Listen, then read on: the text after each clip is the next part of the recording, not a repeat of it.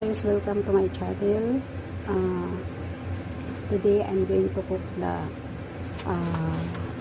ready-made meatballs, Chinese ready-made meatballs and cabbage. Ang ingredients ko ay ito ay soy sauce and then oil,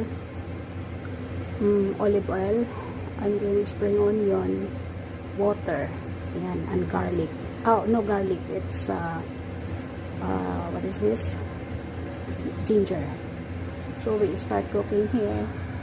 Ayan, maglalagay tayo ng oil. Ayan, sira na yung aking kawali. First we put the ginger. Ayan, yung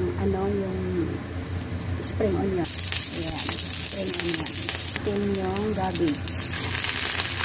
So lagyan na natin ng soy sauce.